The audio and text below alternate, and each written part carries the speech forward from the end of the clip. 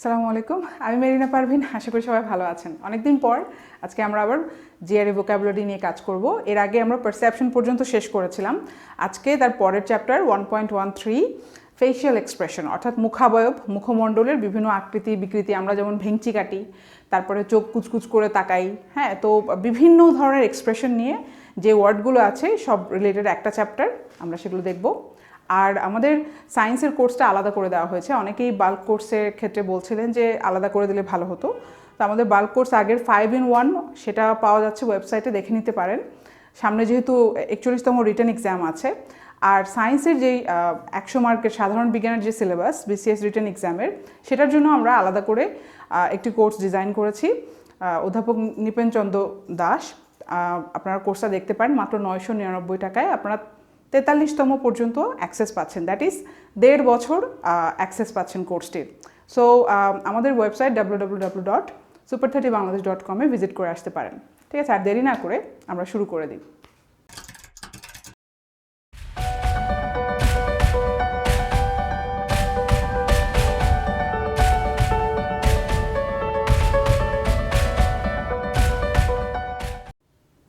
আচ্ছা, 1 নম্বর স্ট্রিংটা দেখি।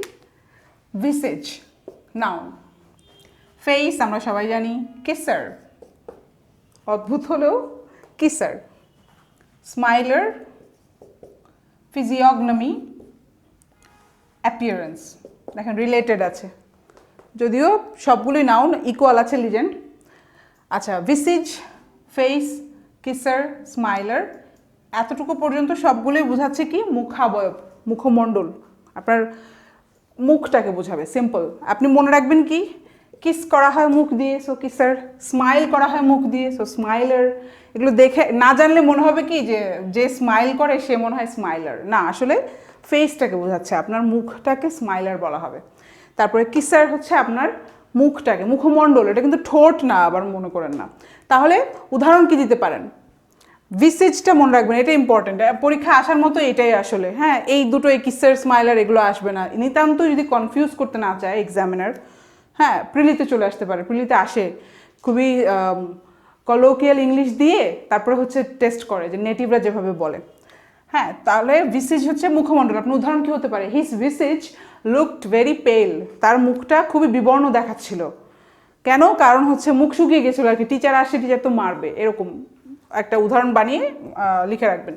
আর এগুলো মনে থাকবে, ফেস মনে থাকবে। ফিজিওগনমি হচ্ছে এই যে লাস্টে দেখেন নমি আছে, নর্মালি কি হয় অ্যানাটমি, তারপরে বিভিন্ন লাস্টে যখন আমরা কোনো একটা বিজ্ঞান শাখাকে যখন আমরা বলি তখন কিন্তু লাস্টে নমি থাকে। তাহলে ফিজিওগনমি কি? এটা হচ্ছে এমন একটা বিজ্ঞান যেটা হচ্ছে আপনার মুখাবয়বের মাধ্যমে আপনার অ্যাপিয়ারেন্স, গেট আপ, স্পেশালি মুখমণ্ডল স্টাডি করে আপনার চারিত্রিক বৈশিষ্ট্য নির্ধারণ করা হয়। যেমন আমার মুখটা আপনি দেখে আপনি অনেক ধরনের চিন্তাভাবনা করে নেন, তাহলে কি হবে? এটা হচ্ছে ইউ আর ডুইং এ ফিজিওগনমি। আমরা যেমন ক্রিমিনাল কেসগুলোতে পুলিশরা কিন্তু চেহারা দেখে অনেক কিছু বুঝে ফেলে, চোখ মুখে বোঝা যায় যে ও মনে হয় চুরিটা করেছে, ও মনে হয় মার্ডারার। তো ওইটা একটা উদাহরণ হতে পারে। আপনি একটা সেন্টেন্স বানিয়ে রেখে দিবেন যে দ্য পুলিশ অথবা the detective started to study the face of the criminal and it is called the process of physiognomy. এইভাবে একটা সেন্টেন্স বানিয়ে লিখে রাখবেন। এটাও একটু ফর্মাল আসতে পারে পরীক্ষাতে, ফিজিওগনমি। আর অ্যাপিয়ারেন্স আমরা সবাই জানি, গেট আপ, আউটওয়ার্ড লুক। এটা হচ্ছে আপনার অ্যাপিয়ারেন্সটা হচ্ছে আপনি সত্যি সত্যি কীরকম সেটা কিন্তু না। আমি ভিতরে যাই হই, উপরে আমার বাহিরের যেই আর কি প্রদর্শনটা আমি করছি, বাইরের গেট আপ। আপনি আজকে শাড়ি পরেছেন, আজকে you look like a Bangali. আপনি আজকে টি শার্ট পরেছেন, you look like a western person, তাই না? তাহলে এরকম, এটা হচ্ছে অ্যাপিয়ারেন্স, আমাদের লুক। আশা করি বুঝতে পেরেছেন। এগুলো সেন্টেন্স বানানো আপনি এমনি পারবেন। পরেরটাতে চলে যাই। আর গেপ, এটা কিন্তু অ্যাডভার্ব। অ্যাডভার্ব কি? ভার্বকে যেটা মডিফাই করে, তাই না? আর গেপ, তাহলে কি হবে? আচ্ছা, আমরা আগে স্ট্রিংটা বলি, তারপরে না হয় আমি মিনিং বলছি। আর গেপ দেখেন, রিলেটিভ স্ট্রিংটা হচ্ছে রিলেটিভের স্ট্রিং, ডেরিভেটিভ, ডিরাইভ করা। গক, এটা হচ্ছে ভার্ব। গেপ ভার্ব হয়, পার্সন নাউনও হয়। পার্সন নাউন একজন জিজ্ঞেস করেছিলেন, পার্সন নাউনটা আসলে কি জানি না। আমি যেই ডিকশনারিটা সাজেস্ট করেছি, অ্যাপস ইউ শুড ইউজ, যে ভিডিওটা আছে, যারা যারা দেখেননি আমার ওই ভিডিওটা দেখে নেবেন, ওখানে হচ্ছে বিভিন্ন অ্যাপস আমি দেখিয়েছি যে কোন কোন অ্যাপগুলো দরকার। তো এখানে খুবই অন্যতম একটা অ্যাপ হচ্ছে ফারলেক্সের ফ্রি ডিকশনারি। লিখে দিই ফারলেক্সের ফ্রি ডিকশনারি। ওইখানে আমি এই ডিকশনারিটা আমি অনেক বছর থেকে ইউজ করছি, মনেও নেই 10 বছর তো মিনিমাম হবে। তাহলে এই ডিকশনারিতে দেখবেন পার্সন নাউনটা আছে। পার্সন নাউন মানে ব্যক্তি নাউনকে বোঝাবে। যেমন একটা মানুষকেই বোঝাচ্ছি গেপ, হি ইজ এ গেপ হতে পারে, তার মানে একটা স্টুপিড পার্সনকে গেপ বলবো। হ্যাঁ, তারপরে আপনি যে কোনো নাপিত আপনি যদি বারবার বলেন হি ইজ এ বারবার, তাহলে সে একটা নাপিত, এবং ওই নাপিত যে বারবার যে ওয়ার্ডটা সেটা হবে পার্সন নাউন। আশা করি বুঝতে পেরেছেন। তাছাড়া এই ডিকশনারিতে গেলে আপনি পার্সন নাউনের অনেক পাবেন। পিএন এভাবেই লেখা থাকে, ঠিক আছে? পিএন এভাবে আলাদা করে সার্চ দিলে পারবেন না, কিন্তু আপনি যদি বারবার নাউনটা যদি আপনি সার্চ করেন তখন দেখবেন পিএন লেখা থাকবে। আচ্ছা, তারপরে দেখি গগল। তারপরে দেখেন রিলেটিভ, এটা কোলন যেহেতু রিলেটিভ, অর্থাৎ সরাসরি সিনোনিম হবে না। অগল এটা ভার্ব, লিয়ার এটা ভার্ব হয়, অ্যাডজেক্টিভও হয়, লিখে রেখেছি দেখেন, আমরা দেখব। আচ্ছা, তাহলে গেপটা দেখি, এটা কিন্তু একমাত্রই অ্যাডভার্ব, এটা কিন্তু কোনো হবে না। এই যে গেপ থেকে অ্যাগেপ করতে পারেন। গেপ যদি হয়, গেপের ভার্বটা আগে বলি তাহলে অ্যাগেপটা বুঝতে পারবেন। গেপ হচ্ছে খোলা অংশ। ধরেন এই যে আপনার এটা হাত, এবং হাতে বিশাল বড় একটা আঘাত পেয়েছেন, অ্যান্টিকাটারে একদম পুরা কেটে গেছে, মাংস দেখা যাচ্ছে, এই স্লিটটাকে, এই ফাঁকা অংশটাকে বলা হবে গেপ।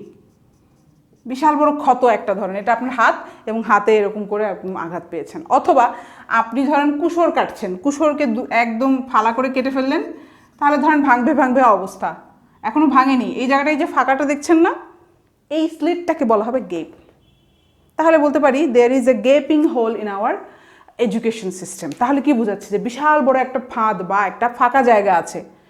হোল একটা পুরো ফাঁকা একটা জায়গা আছে, যেটাতে হচ্ছে আমাদের এডুকেশন সিস্টেমে এরকম উন্নতির দরকার। তাহলে গেপটা বুঝতে পেরেছেন, এটা ইম্পর্ট্যান্ট একটা ওয়ার্ড। নর্মালি আইএনজি যোগ করে ইউজ হয়, গেপিং হোল অথবা গেপিং মাউথ বলতে পারেন। মুখটা হা করে তাকিয়ে আছে, বা মুখ হা করে খাওয়ার জন্য বাচ্চা মুখ হা করে আছে। হ্যাঁ, তাহলে অ্যাগেপ কি বুঝাবেন? তখন আপনি সেন্টেন্সে লিখবেন যে he was looking at me with his mouth agape. Mouth agape, সে আমার দিকে মুখ হা করে তাকিয়েছিল, উইথ হিজ মাউথ অ্যাগেপ। তাহলে এখানে তাকিয়ে থাকাকে আপনি মডিফাই করছেন, তাহলে কি হি ওয়াজ লুকিং অ্যাট মি, এই লুকিংটাকে আপনি মডিফাই করছেন বেসিকলি। হ্যাঁ, মাঝখানে ধরেন অনেক এক্সটেনশন আছে, লুকিংয়ের পরে অ্যাট মি হ্যান ত্যান লিখে তারপরে উইথ হিজ মাউথ অ্যাগেপ। তাহলে সেন্টেন্সটা হুবহু এভাবেই লিখে রাখবেন, he was looking at me with his mouth agape. আচ্ছা, পরেরটা দেখি গগল। আমরা জানি, আমরা গগলস বলে কিন্তু চিনি যে গগলস পড়েছিল। হ্যাঁ, তাহলে এখান থেকে এসেছে। গগল যদি ভার্ব হয় সেটারই নাউন হচ্ছে গগলস। আমরা চশমা পরি। হ্যাঁ, তাহলে চশমা পরি এখন শুধু দেখা না, কিন্তু গগল মানে হচ্ছে অনেকক্ষণ ধরে দেখা এবং লোলুপ দৃষ্টিতে দেখা। কারণ দেখেন এর সাথে কিন্তু রিলেটিভ কোলন আছে, তাই না? অর্থাৎ অগল হচ্ছে একদম ডিরেক্টলি, মানে ডাইরেক্টলি বলছেন লোলুপ দৃষ্টিতে তাকানো, অর্থাৎ কুদৃষ্টি, খারাপভাবে তাকানো, খারাপভাবে চাহনি আর কি। হ্যাঁ, কামাতুর দৃষ্টিতে, লোভাতুর দৃষ্টিতে, যত ধরনের বাংলা আছে, লোলুপটা বেশি যায়। লোলুপ দৃষ্টিতে তাকানো, নর্মালি তাকানো না কিন্তু, ঠিক আছে? তাহলে অগলের সাথে কাছাকাছি গগল, অতটা খারাপ না, কিন্তু চোখ বড় বড় করে ছানা বড়া করে হয়তো তাকানো, গগলস থেকে মনে রাখবেন, বাট গগল হচ্ছে ভার্ব। আচ্ছা, অগলের দেখেন এক্স্যাক্টলি ইকুয়াল আছে, তাহলে কি এটা একদম সিনোনিম, হুবহু তাই বুঝাবে, লিয়ার। হি ওয়াজ লিয়ারিং অ্যাট মি, ঠিক আছে? দ্যাট স্ট্রিট বয়, ঠিক আছে, রাস্তার একটা ছেলে আমার দিকে খুব বাজেভাবে তাকাচ্ছিল, তাহলে হি ওয়াজ লিয়ারিং অ্যাট মি, এটা ভার্ব। অ্যাডজেক্টিভ কি? অ্যাডজেক্টিভ হচ্ছে যখন আপনি ওয়াই যোগ করে দেবেন, লিয়ারি, ওয়াই যোগ করে দিলে অ্যাডজেক্টিভ হয়ে যাবে। His looks were very leery. At the party the boys were looking at the girls with a leery eyes. হতে পারে আপনি একটু বানিয়ে নিলেন যে পার্টিতে ছেলেপেলেরা মেয়েদের দিকে বাজেভাবে তাকাচ্ছিল। তো এটা খুবই ইজি, এটা পারবেন। আর গকটা আমরা স্কিপ করে গিয়েছি, গকটাই যে এই দুটোর মাঝখানে, এটাও খুব ইম্পর্ট্যান্ট একটা ওয়ার্ড, গক, ঠিক আছে? হি ওয়াজ গকিং, হা করে তাকানো, এবং এটা বোকা, মানে এটা হচ্ছে বোকা। যারা দেখবেন যে হাদারাম বলি আমরা, গবেট টাইপের আমরা বলি, অ্যাকচুয়ালি যারা আসলে বোকা, তাদের একটা লুক আছে, দেখে বোঝা যায়। আমরা দেখেও বুঝি যে এই ছেলেটা তো খুবই সহজ সরল। আসলে বেসিক্যালি আমরা বলতে চাচ্ছি ছেলেটা আসলে বোকা। সহজ সরল বলতে মানে আমরা ভালো করে বুঝাই, খারাপ যেন শোনা না যায়। বাট বেসিক্যালি কি, কোনো একটা আনস্মার্ট মানুষকে আমরা কি বলি, আরে সহজ সরল, আরে বোকা, একটু কেমন জানি, হ্যাঁ।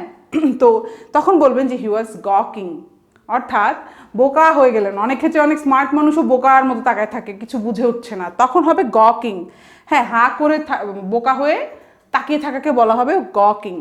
ইটস ভেরি ইম্পর্টেন্ট, এটা এটা কমন। হ্যাঁ, কোনটা কোনটা কমন পাবেন, গকটা পাবেন, তারপরে হচ্ছে গেপটা ইম্পর্টেন্ট।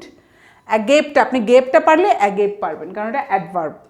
আর অগলটা শিখে রাখতে পারেন। অগল হচ্ছে আপনি ফ্রি হ্যান্ড রাইটিংয়ের ক্ষেত্রে কাজে লাগবে, যে হি ওয়াজ অগলিং অ্যাট মি।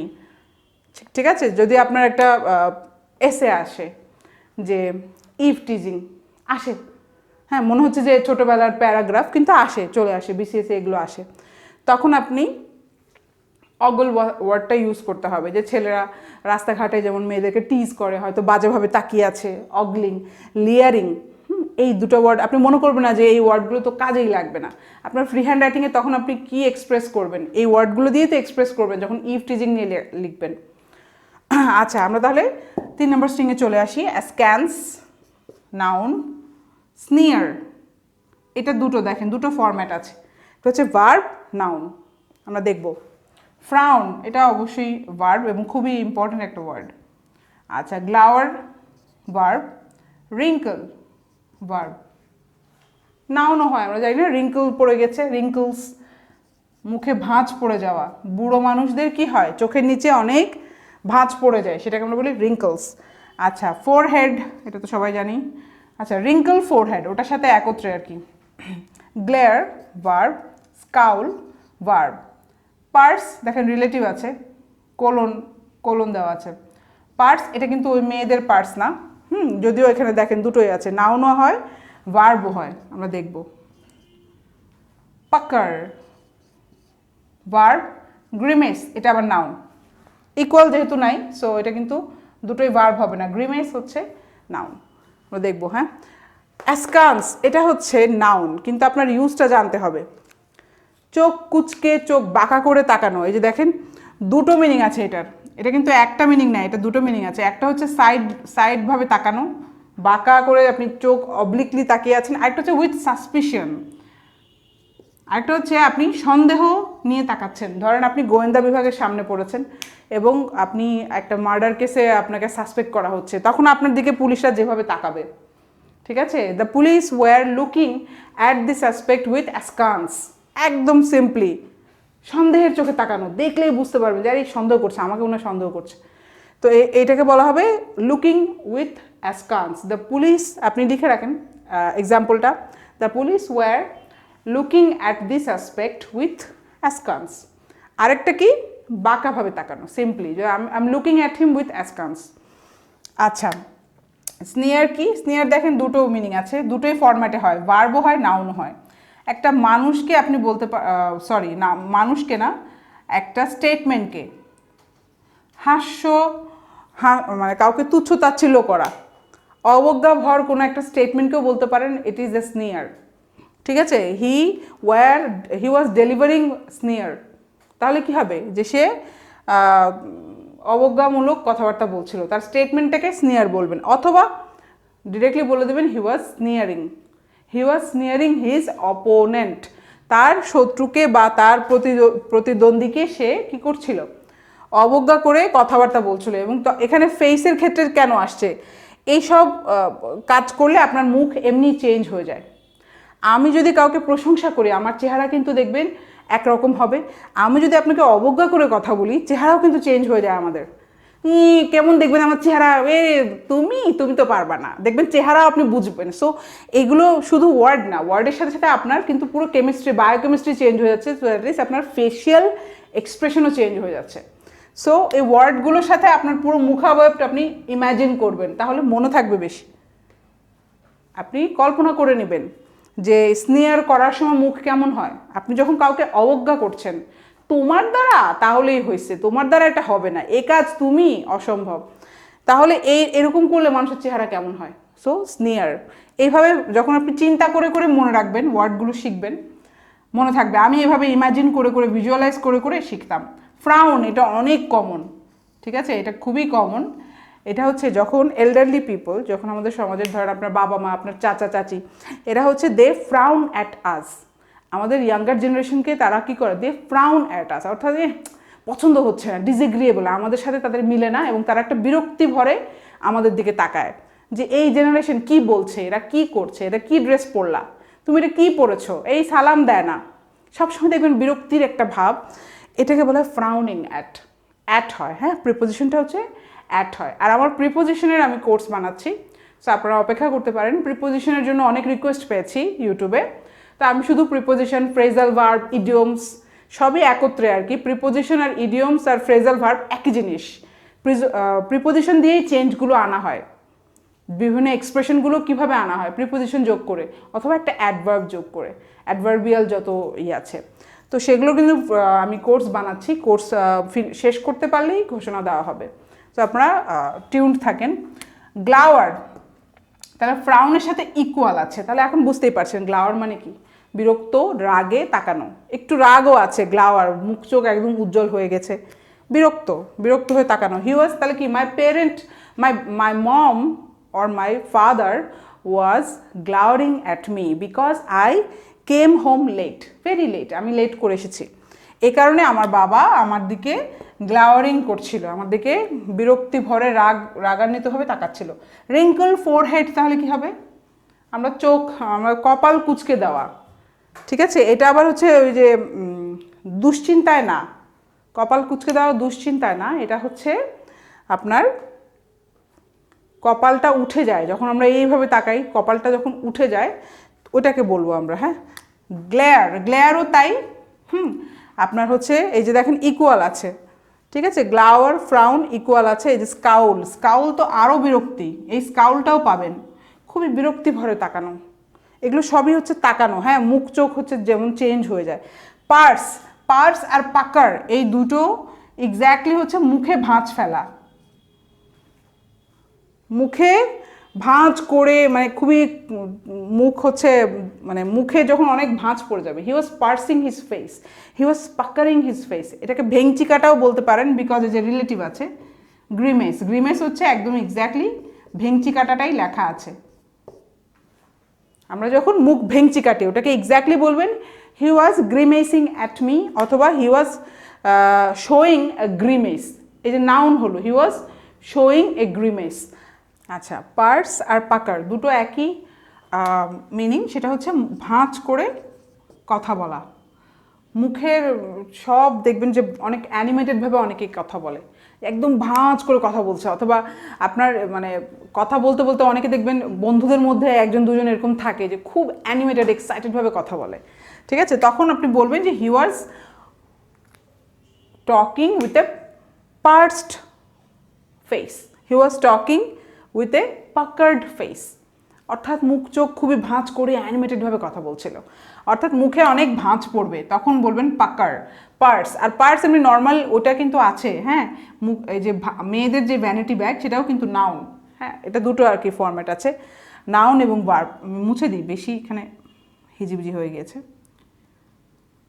ওই পার্সের স্পেলিংও কিন্তু তাই, মেয়েদের যে পার্স থাকে PURSE, একই স্পেলিং, সো নাউনও হবে ভার্বও হবে, কিন্তু দেখেন একই ওয়ার্ডের কমপ্লিটলি আলাদা আলাদা মিনিং আছে, একটা হচ্ছে নাউনে যে ভ্যানিটি ব্যাগ হয়ে গেল, আরেকটা হচ্ছে পুরো মুখের ভাঁজ, তাহলে কিভাবে মিলাবেন এটা জানতে হবে, আদারওয়াইজ কিছু করার নেই। পাকার তো শিখলাম আমরা। গ্রিমেস, গ্রিমেসটা ইম্পর্টেন্ট, কেন ইম্পর্টেন্ট, ভেংচি কাটা, এটা সরাসরি লেখা আছে, ভেংচি কাটা মুখে, কোনো মেয়ের টিনেজ গার্লরা যেরকম, হ্যাঁ, টিনেজ মেয়েরা ছেলেরা যখন মুখ ভেংচি কাটে, জিভ বের করে চোখ মুখ পাকিয়ে, সেটাকে বলবেন গ্রিমেস। আপনি নতুন করে এখন বলতে পারবেন যে কিরে তুই ভেংচি কাটছিস কেন, তাহলে আপনি ফ্রি হ্যান্ড রাইটিংয়ে ইংলিশে ট্রান্সলেশন আপনি কী লিখবেন, যে he was showing his grimaced face, অথবা he was looking at me with grimace, অর্থাৎ সে মুখ ভেংচি কেটে আমার দিকে তাকাচ্ছিল, মুখ ভ্যাংচাচ্ছিল, সিম্পল।